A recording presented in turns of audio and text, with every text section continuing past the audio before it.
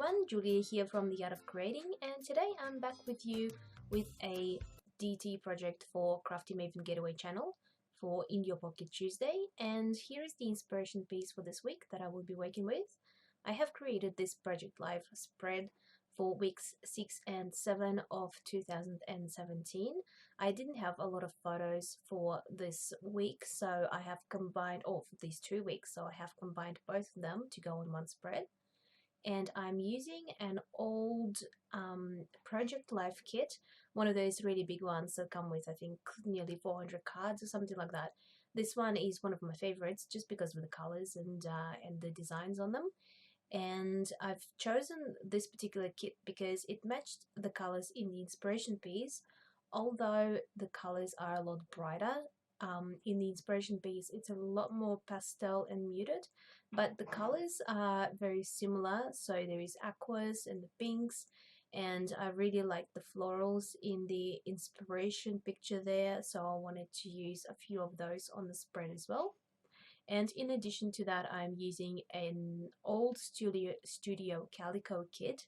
That one is really old. It is from a few years ago when I used to subscribe to them, and I have quite a few left over, so I'm trying to use them up. And I've been using this one for a few projects already, and as you can see I've got a few scraps of paper left, and I just want to incorporate it as layering pieces to firstly mat some photos, add a little bit of interest to the background, and also use them up, as it gets a bit difficult to use small scraps of paper like all those little squares on the larger 12 by 12 pages when you get to that stage, and I didn't want to end up with lots and lots of really tiny scraps and try to come up with a 12 by 12 page with them. So I'm trying to use them up on the smaller projects like the individual cards in the Project Life, if that makes sense. So I'm layering a few of them and trying to do some sort of designs with a few leftover pieces. The card that I'm working on right now, as you can see, I've got this little square of aqua paper, and I'm trying to layer it behind an embellishment.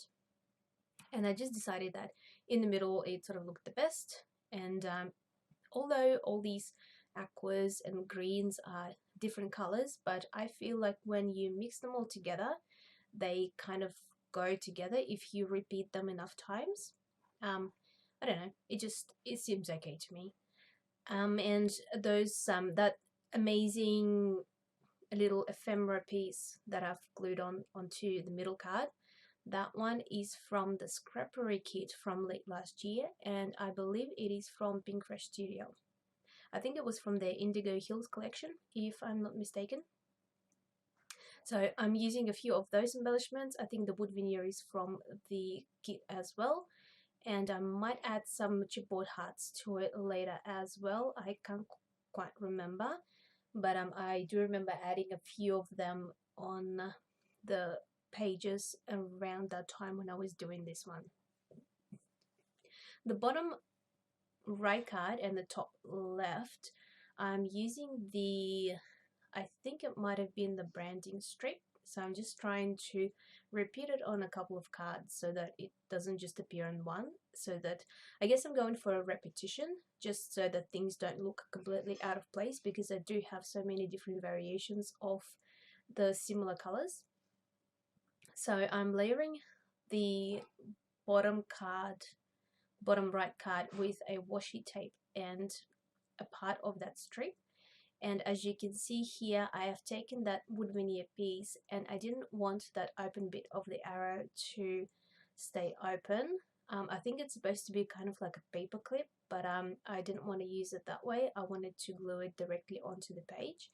So I have backed the open bit with the leftovers of that branding strip so that it continues with that color behind the wood veneer as well. And this little red wood grain triangle, or it was a square before, I was thinking of using it as a diamond, and I really wanted to, but I didn't have enough space for it, so I have cut it in half, and I have used it as a bit of a well, as a triangle, but a bit of a directional arrow to point towards the photo, and then I'm going to use the other half of it on the other card. The middle right card that says pretty on it with lots of florals is quite busy, although I really like the card. I did want to add the photo to it, but it was getting a bit lost, so I wanted to map the photo with a neutral sort of a pattern so that it stood out a little bit, and I've also added a bit of washi tape on the bottom of it as well.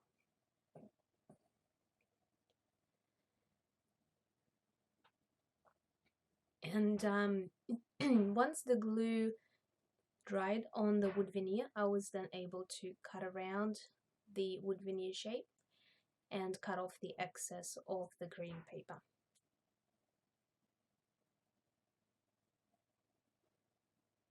The other half of that square I wanted to use as an arrow pointing towards something. I really liked how it looked on the top right card, but I didn't want two halves of that triangle or two halves of the square being so close to each other, so I decided to use it on the title card instead and just use a couple of chipboard banner looking things on the top right card instead. There were a few of these speech bubbles in the Studio Calico kit, and I wanted to use them as well just to add my journaling, so basically as my journaling spots or as little tags. And I wanted to glue that one on top of the card, but I didn't like how it looked over the photo, and I didn't like how it looked underneath the photo with so much of it covered up as well. So I've moved it, I've taken the photo off and moved it down a little bit, and then the dimensions looked a bit better so that I could glue the speech bubble on top, and I just stapled it.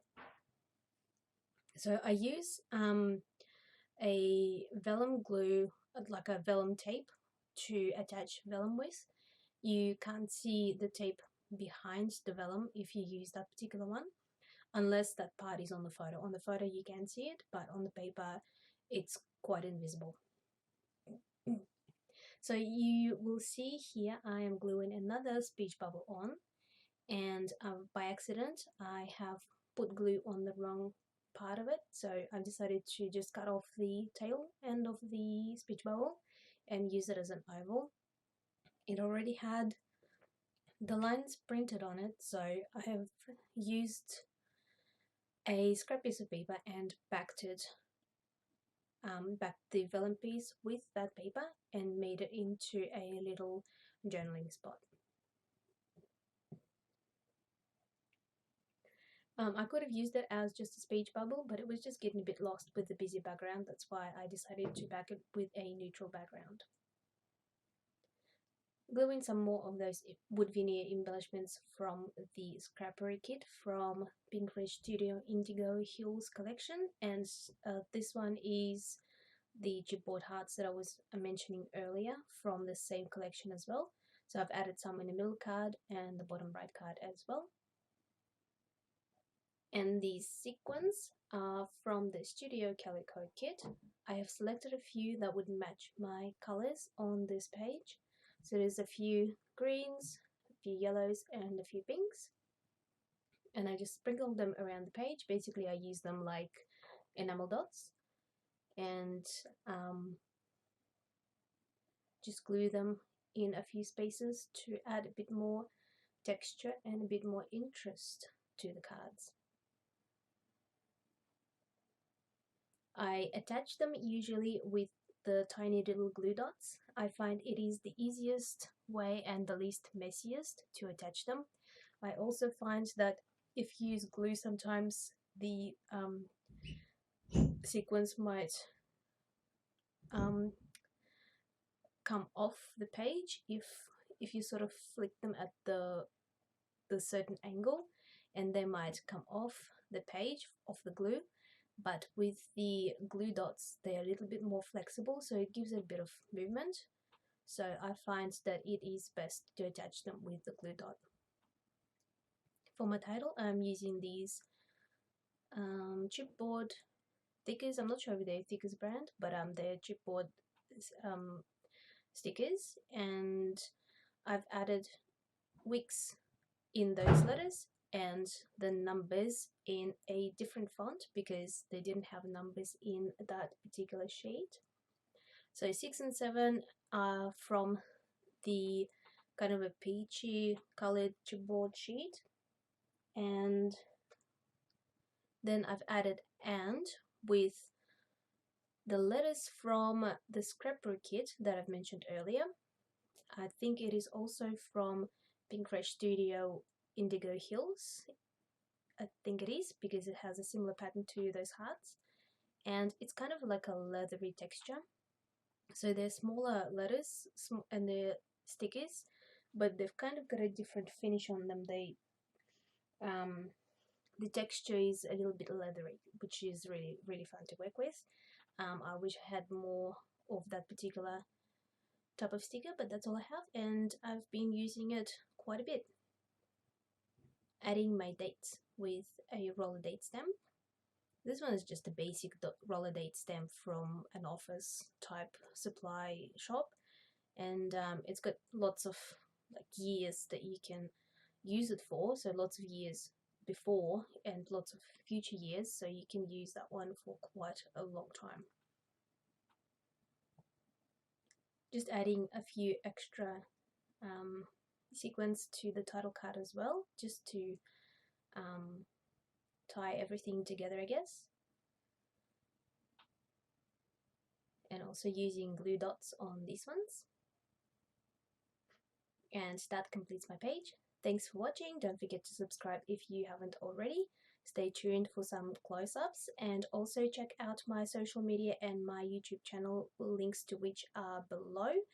And thanks for watching. I will see you next time. Bye.